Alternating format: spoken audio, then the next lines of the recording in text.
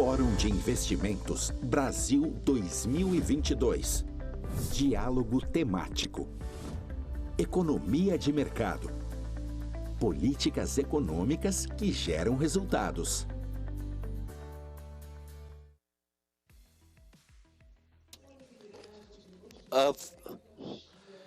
Availability of labor, technology, market size, legal security, and ease of doing business. These are just some of the fundamental factors for countries that wish to attract large investments. Aware of this, the Brazilian government has been working to develop economic policies that generate results, and to discuss them, we are hosting this thematic dialogue. Lucas Fiuza, Business Director at ApexBrasil, Gabriel Fiuza de Bragança, Deputy Secretary, Secretariat of Infrastructure Development, Ministry of Economy, Marta Salier, Director Brazil and Suriname at IDB, Vladimir Teles, Professor at São Paulo School of Economics, Getúlio Vargas Foundation.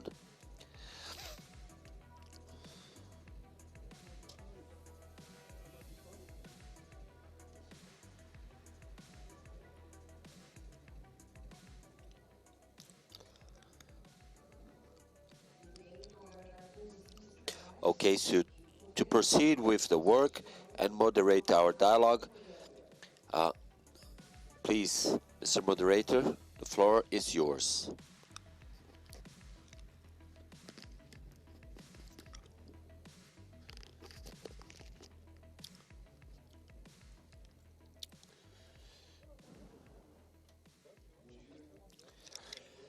Good morning to all. I'd like to thank the presence and my fellow panelists, Ms. Marta Seiler, Gabriel Fiuza, and Vladimir Teles.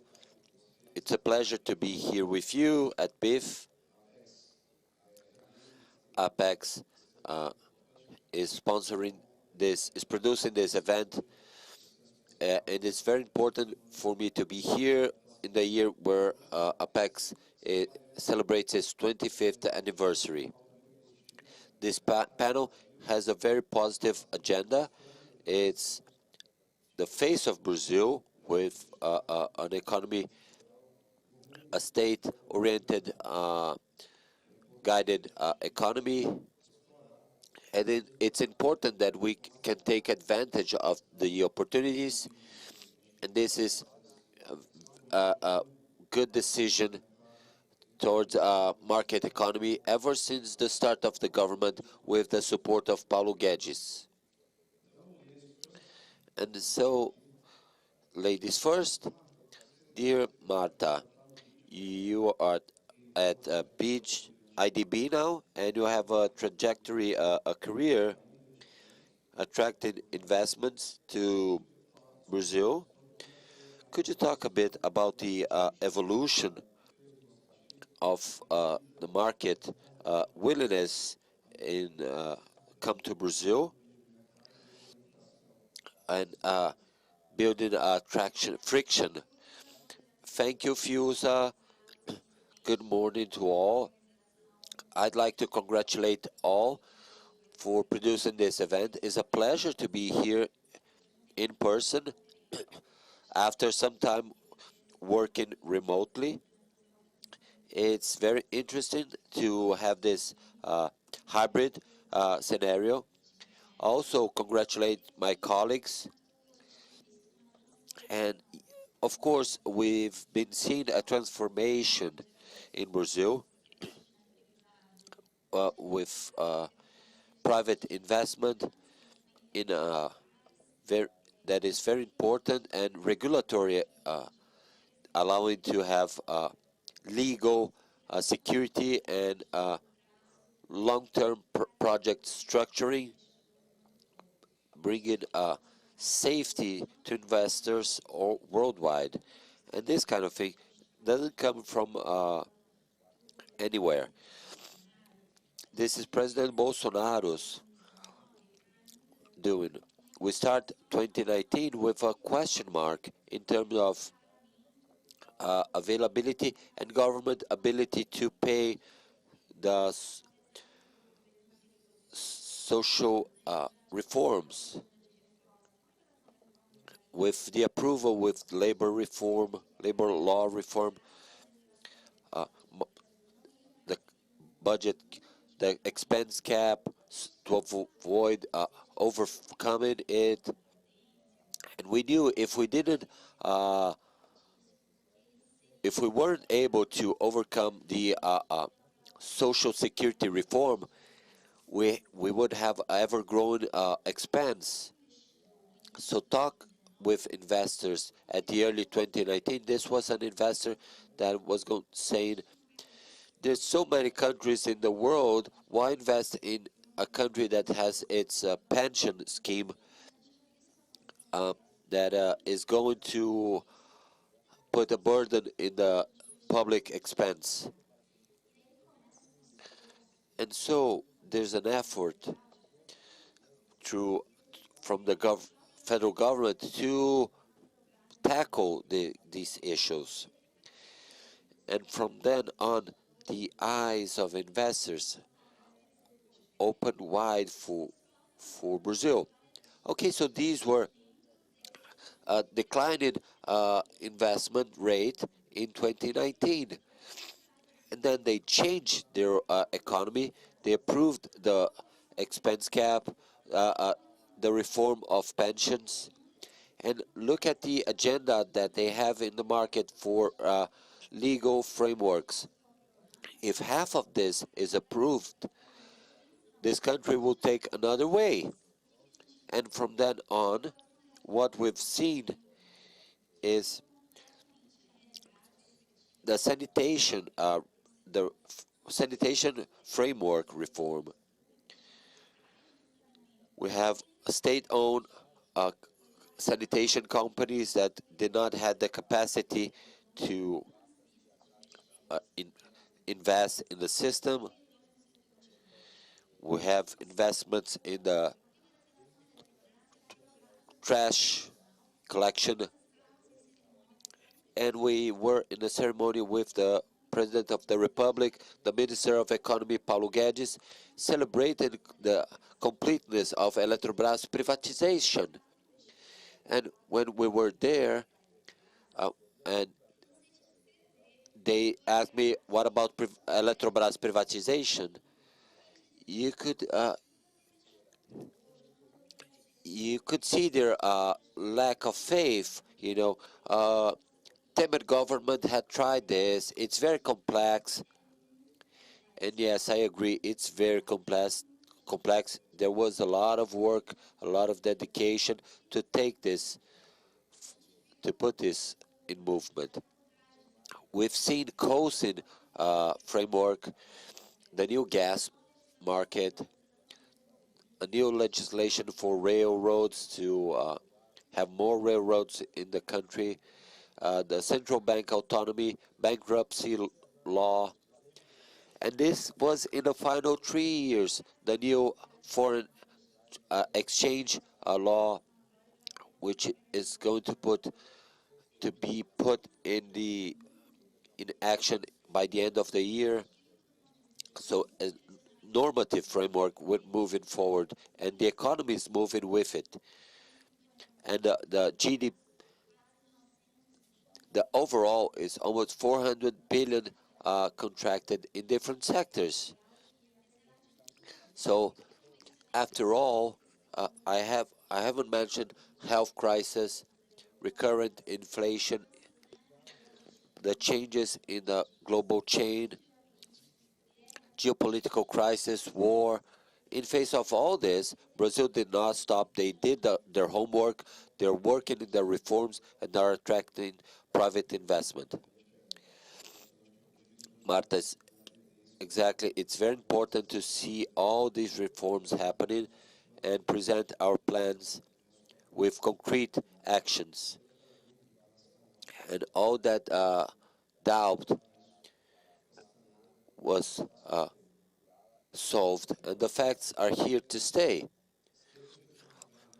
And Gabriel, you who have been doing a great work, how do you evaluate this market openness and the impact it had in terms of infrastructure? You can talk about your experience in other sectors as well.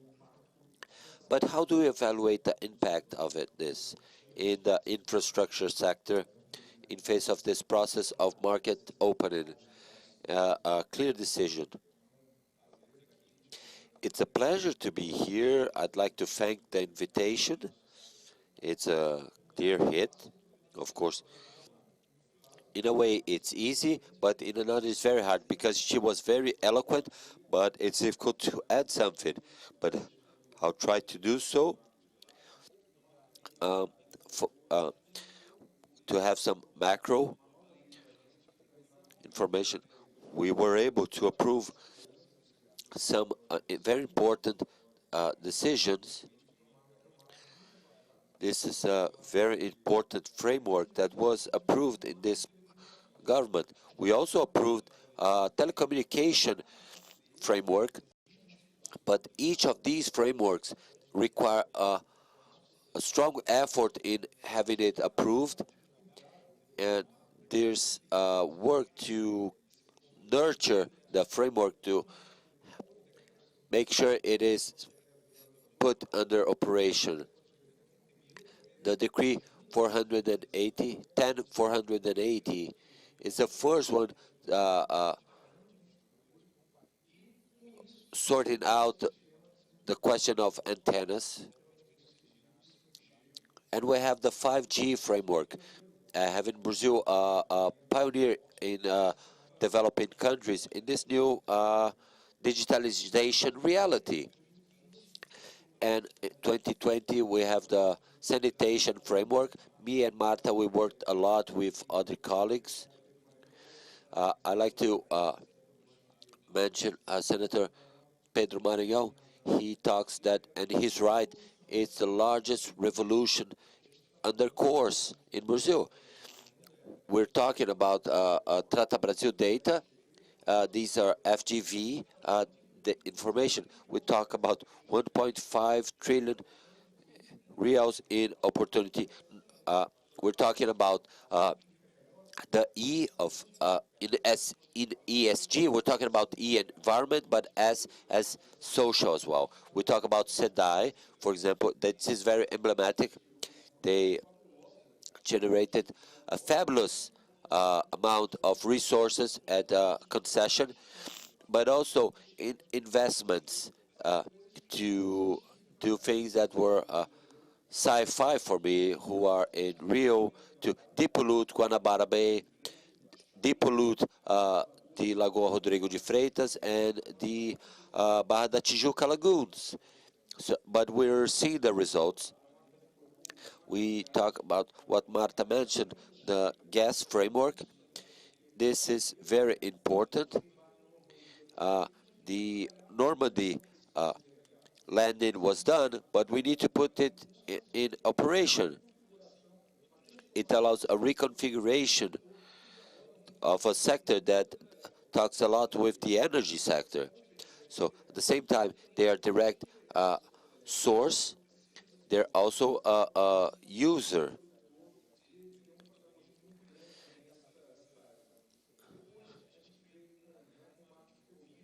And then we have the railroad framework.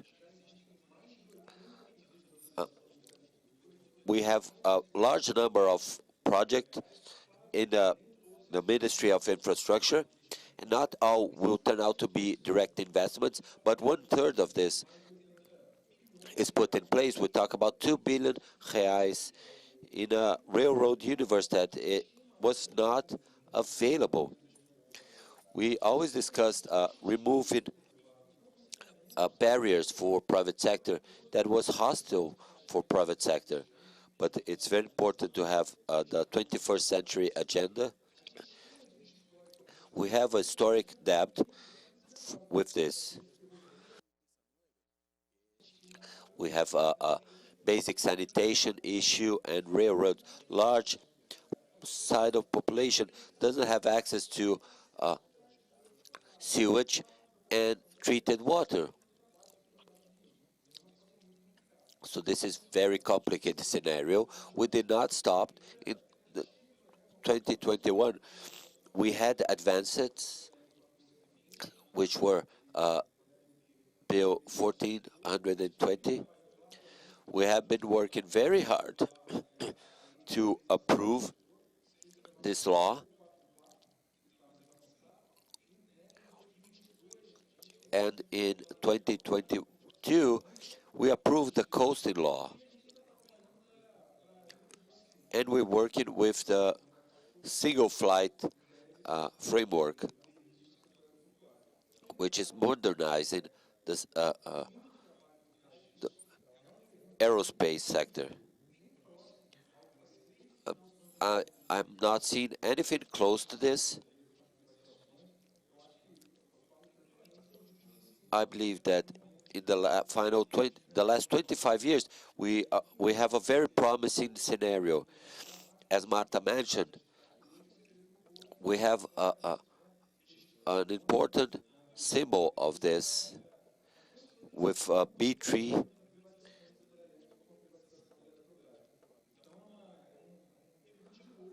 So this is a very important scenario for us. I believe that this is very important, that we'll see the produce of this for a long time to come.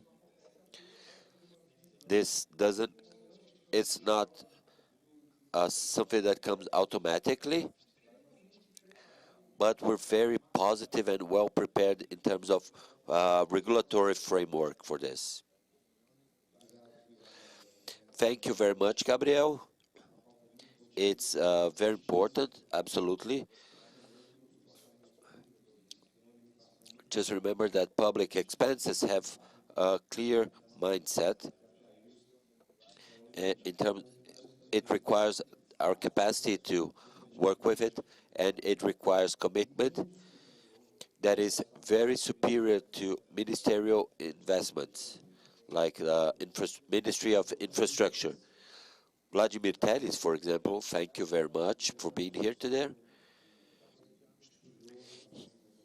You who study global economy, could you talk a bit about the performance of Brazil to transition and the data that were broadly informed, a positive data, and together with the decision to do the reforms,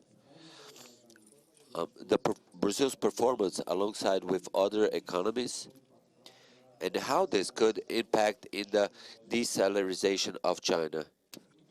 Thank you very much for the invitation. Good morning, everyone. Congratulations for the event. It has been very fruitful and very successful. So first of all, we're going to talk about Brazil and then about the China international scenery.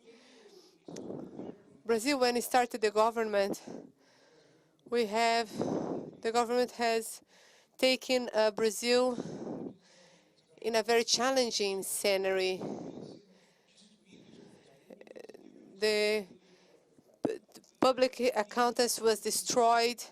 It was a state-centered politics, directing credit and fiscal policies that wanted to say what sector or a specific company should strive and the ones that could not. And it was a crime against productivity because you stop allocating investments on where you have better productive return, and then start to allocate resources to those who has better political contacts. So now we understand this is a primary factor to have success in the economy is to not intervene in the market, trying to help the market and not try to decide for the market where a strategy is not. A strategy is what brings better return and better productivity. That's pointless. The market knows how to choose better the investments than the government, of course. And another factor is the fiscal issue to enroll the public debt, you have to extract part of the savings of the families, because people have their savings, and a part of the savings goes to investments. But part of these investments are going to the debt enrollment. So when the equilibrium interest has bigger it is, determined by the fiscal risk, less will be for investments. So it's crucial to a country to grow, to have a controlled public debt and a future trajectory sustainable. So in the case of Brazil, it was a self-managed crisis from the previous term, because we were irresponsible in a fiscal point of view and the allocation of resources in the economy. When the government arrived, we decided to focus in these two principles, to leave the investments to flow and do the reforms to the market and to ensure safety for the trajectory of the public debt. So it was a huge reform. Another fiscal cost was changed. You reduced the direction and you let the credit flow. You have a very big credit now that was started at the beginning of the government in 2019. So consequently, we had, well, there was the biggest sanitation and economic crisis, and Brazil was able to fight in a responsible way. We could do the social protection, the job positions protection, and we had done the fiscal adjustment, do the previdentiary reform. So also that was an adjustment, bringing a possible trajectory of future growth. So these two ingredients was crucial in Brazil, Brazil could do it, because if you compare, other countries had increased the public debt in a general way, private debt, so it was global debt increasing in a lower perspective of growth. So if you have inflationary pressure, you have higher interest. So you have the whole world in an environment of high debt, but worse than that, high debt with a low perspective of growth and high interest. So you have a perspective of debt of the countries in a very concerning way. And Brazil was in the opposite way. He was hold the debt, reforming the market to offer grow opportunities. And now it's a better opportunity than the other countries. And talking briefly about China, China is going through a situation that, from my perspective, is a structural situation. There are four structural main points. They were in a big construction default crisis, a financial crisis as well, because you had a financial system that was funded and it had warranties from the state to the construction market, and it has broken. So it reduces the credit offer. And the third aspect, the fiscal aspect. China has a fiscal deficit, structural fiscal debt, and it's bigger than historically they had. It means a reduction of investment capacity and the stimulus of it as well. And to close, Tang Chai-Chia professor, he is a professor he has done a speech in Princeton University explaining the shifting of a strategy that are aiming more the small companies and stopping focus only in the big industries. It means loss of scalability capacity that they have that brings a more uncertain trajectory. So at this point that China has a smaller capacity of growth, investments have to find safe shores. Brazil has done their homework, as Marta has mentioned, in a different way from most of the countries. Brazil is a safe shore to these investments. Thank you, Professor, and it was very enlightening, your analysis, and we need to keep in the horizon this kind of analysis to be careful what's going on in the geopolitical scenario, especially with China that has a strong relationship with Brazil. And it's very important to make the right decisions, and we see that Brazil is well positioned in this scenario. And dear Marta, how could we optimize the relationship with IDB and strengthen this process towards a market economy? Thank you, Fiuza. IDB is a multilateral bank that looks to the region, Central America, South America, and the Caribbean. So this is a developing countries bank in helping with relevant agenda. We have innovation in private sectors, and looking at the scenario in the region, more and more committed to the situation of the public health. We have broadened our role to invest, to allow investments in the private sector.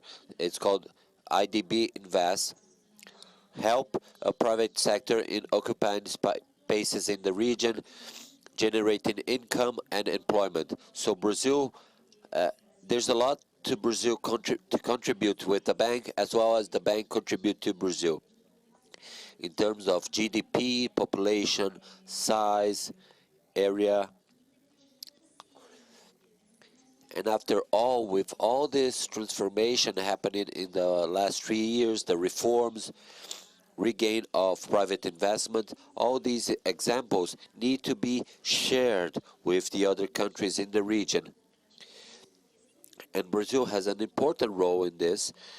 Whenever it's looking for funding from the bank, there are ways you can work with it. And Brazil has been doing in having social public policies in the area, and certain fundings are conditioned, correlated with this kind of commitment. Have a public policy, a performance, a result. It tends to have a transformational result in the region. Brazil is a huge country with lots of fundings, and IDB is just one of them, supporting Brazil and has projects with Brazil. But Brazil is so big that our own investment bank surpasses a regional bank, which is the case of BNDES. But for many countries in the region, IDB is the only option to come in with relevant amounts and see the cost of opportunity quite low. So this exchange is very important because we need to learn with the region what had a good result and what didn't. There's a public policy that brings prosperity, and the other that in the short run seems very delightful, but in the medium and long term leaves the population in a worse place. And so we work with finding the best practices and looking for responsible social public policies. And opening doors to the public sector is not something we do overnight, but many times you need to start the process with a reform in the legal sense, and then you need to empower all the institutions to make this framework to catch up. We need the institution to work well, well-designed environment with technical institutions, and this takes time, and countries need to take ownership of this agenda. So these are not temporary initiatives from certain governments. When we look at Brazil, we've seen this transformation starting in 2016 when President Temer arrived, and we had the perception we reached bottom, and if we don't improve, there's no solution, we're going to break. And so they create this private sector partnership program. When President Bolsonaro came in 2019, he leverages this program differently from other governments that see a project from the previous government, decide to break with it and do something different. So President Bolsonaro studied what was going well and he reinforces it. And I believe that we proceed in this direction with the next years because it's not something we do overnight. This transformation doesn't happen in a snap. We need to mention the Congress role in this. It takes the different powers to overcome this. And we've seen, Lucas, I've been in a meeting with the president of IDB, and he was doing a macro analysis of the health impact, and it is huge impact due to the pandemics. This economy closing, plans, the commerce, we paralyze the economy of these countries, and there was an inflation on the demand, on the supply, and we have reduced income for families, inequality, and we still need to measure the issue, the result of the pandemics in education. Closing schools is difficult to calculate the number. I believe the World Bank had a study in how this will impact the gap in the region. And we have this challenge already. So I hope that all this analytical capacity that the bank has, with professionals of extreme capacity to look at the region, to understand what's going on, to be a beacon in the right direction and facing and tackling the problems. We are neighbors, and many times we don't talk with each other in terms of public policies, and unfortunately we don't know what Paraguay is doing, what Uruguay is doing, and we have common interests in the region. For Brazil, for a strong Latin America, it is much better with have struggling to find solutions for this. When you reduce expenses, when you don't give the right information, when you don't allow the conditions for private investment, when you're more interventionist, all this has a large impact in the life of people. Because what people need the most is those who have an inflationary. So inflation, it's a new tax for them that came overnight. So this is a kind of a tax. You can't pay your bills anymore. So this, I'm very recent at the bank, and they have excellent capacity to see the scenario and understand what needs to be done to take this crisis and turn it into an opportunity for growth, opening doors, bringing legal security so we can actually develop these economies. Thank you very much, Marta. Remember the IDB who's funding the private sector. Brazil wins, IDB wins to optimize this relationship. We have to speed up a little bit. But Gabriel, you have worked in the investments monitor as well. Can you tell us how does this important information tool works?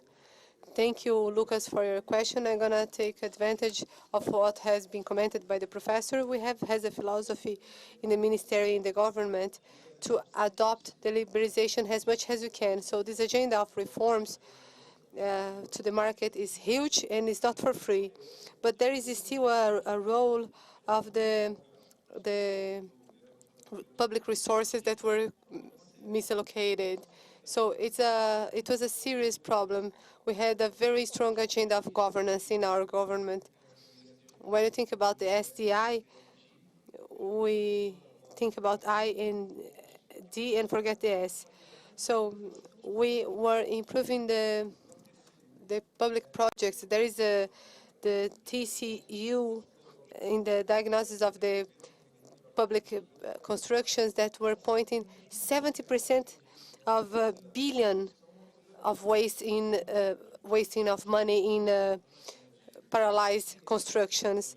So we were integrating the planning from different sectors, from different premises, and that was project that it was led by the civil office that result in one of the results of the investment monitor, and how we are following the reforming path and what we have to do to get in a transformative scenario that implies in more 150 billion of reals, more in more 80 million reais until 2030. So with this agenda, we have worked a lot of cost benefits guidelines with the British models as well. We have working in the general perspective as well in the specific, in all different sectors.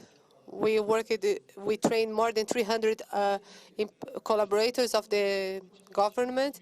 We are transforming the private quantitatives of to improve the public investment. It means an effect that unfolds in society that is formidable and amplifies the private investments opportunities as well. So we have published a project in partnership with the IDB that had helped us strongly in this to do this work, especially with the financial support from the British government for the sustainable structuring project. It was a hard project, but at the end, it consolidates many information, a lot of data that was dispersed, public information and more than 15 partners information as well. So it's quite strong for ESG, because if you don't have a good governance, if you don't have transparency, when you talk about the numbers that Marta has mentioned, the near 900 million contracted or auctioned only in the partnership program of investments, you can see in the investments monitor in a level of detail quite accurate. We can look each project, the phase of each project, so you can see the amount granted or not yet, but you have the 700 million in the pipeline that congregates in the PPI. We also want to congregate the subnational basis. So it's a living project that we are bringing along the time. The dimension of the G of SG, ESG, there is a social responsibility. With the IDB, we are supporting the best practices, especially in the Brazilian market. That is the sustainability token in this project. Is a positive record, because at the beginning the investors are free. The PPI or whoever are reporting the project there, they feel free to adhere or not to this methodology that is a living tool to deal with society. So you have the opportunity in a voluntary way to map the advance of each project in at least 4 dimensions: economic, institutional, social, and environmental. So it's the best part of an agenda of this government that is focusing in reducing the regulatory risk and reducing the true barriers against the private investment. When we're talking about sanitation, just to rescue that, the sanitation framework was not assisting the poorest ones. People used to say it was a project to help the richer. No, I say it's the opposite. What the framework did was to take this market reservation to the operator that was already there. So the remotion of the obstacles and responsibility, governance, prioritization, and respect to the public money, to the consolidation of the project, infrastructure in any public policy must be a mantra, the goal of any public manager.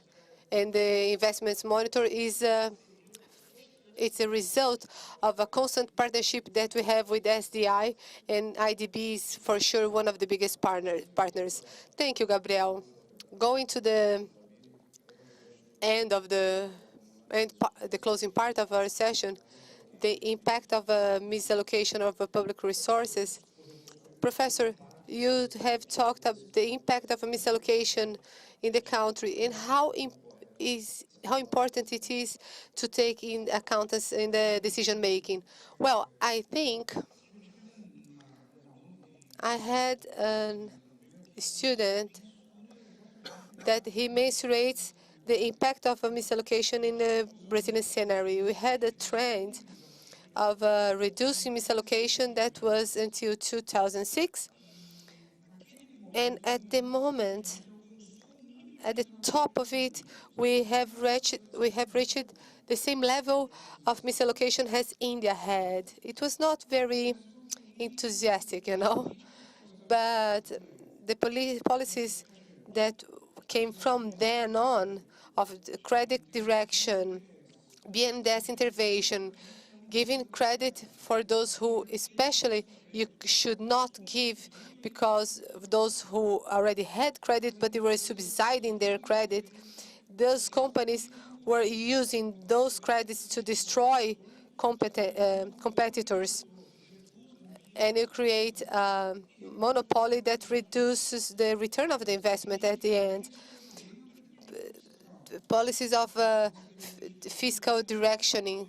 In 2008, you had reduced tax is directed only for some sectors at the time, different from today. Today, you have done this reduction to all of the market. So it stimulates the growth and reducing the impact of inflation. So this kind of policy was worsening the misallocation throughout the years. So last decade was the worst decade in terms of growth, a result of interventionist policies that made worse the misallocation in Brazil, besides the public debt, growing public debt. Now, after 4 years of this government trying to reduce the misallocation and cleaning the dirty that was left for the last term, Brazil is one of the few countries where the growing indexes are being reviewed to up. In the first quarter, we had it was 1%. if was not to do a harvest issue that we have had in the south of the country. The data that has arriving are quite stimulating, and with the policies of the government also that will tell us that we're going to have 1% or more in on the growth on the second quarter as well, on the third quarter, I'm sorry. And in the rest of the world, everybody's reviewing the growing projections to down. So Brazil is not growing because it's being in the vacuum of the world growing. Brazil is in the moment of a world crisis and presenting a better perspective. So at this moment, we have to keep the policy of reduction of a misallocation and the control of the public and expenditures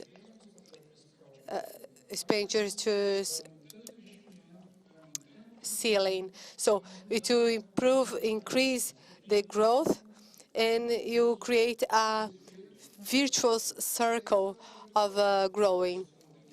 This is the trajectory to keep Brazil in a positive and healthy and sustainable way for the future.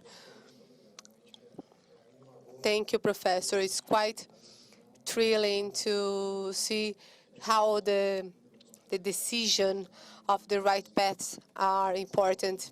So this is the end. I would like to thank you all the panelists. Thank you so much for attending us today. And I hope that we see ourselves next year in BIF. Very well. So we thank once again participants of this thematic dialogue and invite you all to check out panel 8, which will deal with one of the great economic forces in Brazil, agribusiness, in instance.